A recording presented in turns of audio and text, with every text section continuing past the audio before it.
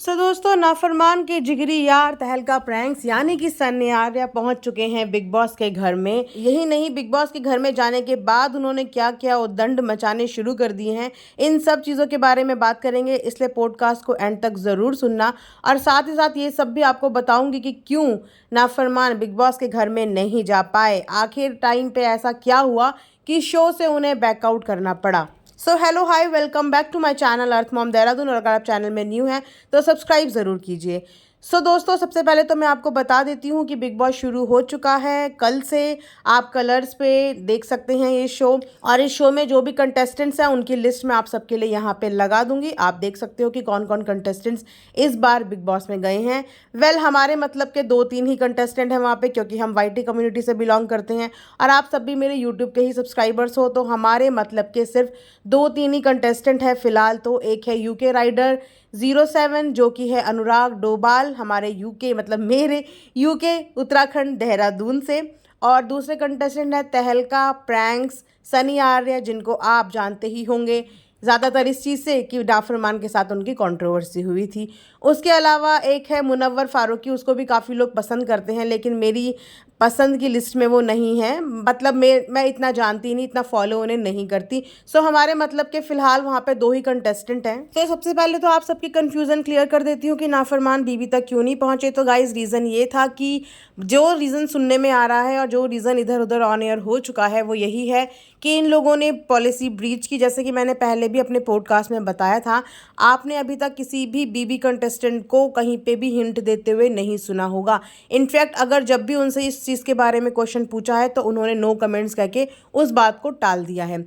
और last time पे, last 1-2 दिन पहले ही थोड़ा बहुत हिंट लोगों ने दी, लेकिन नाफरमान एक ऐसे इकलौते कंटेस्टेंट थे भी या नहीं थे, इन्होंने 1 महीने पहले से ही गाना गाना शुरू कर दिया था, वो भी खुल के अपनी इंस्टाग्राम लाइव पे, अपनी स्नैप स्टोरीज पे पूरा पूरा हिंट इन्होंने दे दिया था। तो हो सकता है कहीं ना कहीं इनके ना जाने की वजह यही रही हो, क्योंकि अभी सामने यही आ रहा है कि कुछ पॉलिसी ब्रीच की गई, कुछ प्रीवियसली पॉलिसी ब्रीच की गई, कॉन्ट्रैक्ट को ब्रीच किया गया, इस वजह से फ़िलहाल इनको नहीं बुलाया गया। लेकिन पॉसिबिलिटी ये भी कहती है कि हो सकता है अगर शो में वो तीखापन नहीं आया, वो मज़े नहीं आए, तो जिनको अभी होल्ड पे रखा गया है उन कंटेस्टेंट को बुलाया जा सकता है। तो मतलब अभी भी 50-50 चांसेस हैं कि नाफरमान जा सकते हैं। तो उसके बाद बात करते हैं तहलका प्रैंक्स की। तो तहलका प्रैंक्स भी लास्ट टाइम पे ही आपको पता चला होगा कि वो चले गए।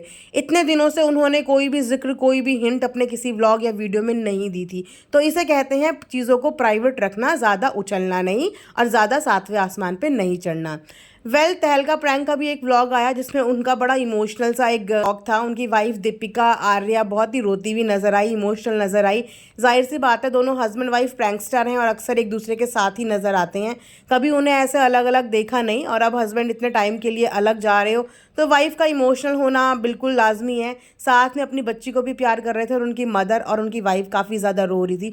उनकी मदर ने उनकी वाइफ को संभाला और उनको हिम्मत दी कि स्ट्रांग रहना है, क्योंकि बाहर का सारा तो तुम्ही को संभालना है। ऑब्वियस सी बात है, अब वो तो घर के अंदर है, लेकिन बाहर का जितना भी प्रमोशनल एक्टिविटीज़ हैं, जितनी भी पीआर हैं, वो सब उनकी वाइफ को ही हैंडल करना है।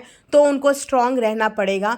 वैसे उनकी वाइफ स्ट्रांग है, लगती हैं, साउंड भी स्ट्रांग करती हैं और है भी स्ट्रांग। आई एम श्योर कि वो बाहर बहुत सारी चीज़ें अच्छे से हैंडल कर लेंगी। तो उसके बाद बात करते हैं तहलका प्रैंक की बिग बॉस के अंदर की। तो आपने अक्सर उन्हें प्रैंक करते हुए देखा होगा, और अगर नहीं देखा तो एक बार छोटी सी वीडियो उनकी कोई भी देख लेना। वो इतने बड़े प्रैंकस्टर हैं कि राह चलते लोगों के ऊपर प्रैंक कर देते हैं।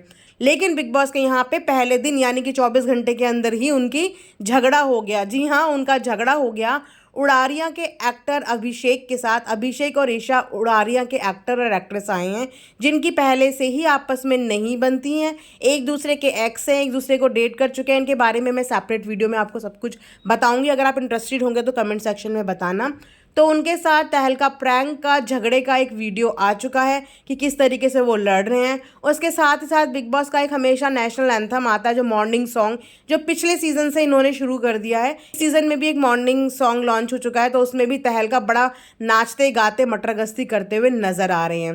तो तहलका तो घर के अंदर पहुंच चुके हैं और तहलका मचाना उन्होंने शुरू भी कर दिया है। लेकिन अब नाफरमान का दिल जल रहा होगा, उसको अपनी गलती का एहसास हो रहा होगा। ज्यादा वेट इस बात का है कि देखते हैं नाफरमान इस बार सपोर्ट किसको करते हैं, क्योंकि प्रैंकस्टर उनके फ्रेंड भी हैं और उनके अब तो राइवल भी हो गए, क्योंकि वो चले गए, वो घर में रह गए, तो कहीं ना कहीं दिल में एक ह्यूमन नेचर होता है, जेलसी फैक्टर तो आ ही जाता है। फिलहाल तो अपना मुंह किसी भी चीज़ के लिए खोल ही नहीं रहे हैं, बीबी की कोई बात ही नहीं कर रहे हैं। जब बात करनी है तब करनी है, जब बात नहीं करनी थी तब रोज रात को छत पे बैठ के सिर्फ big boss big boss big boss चल रहा था।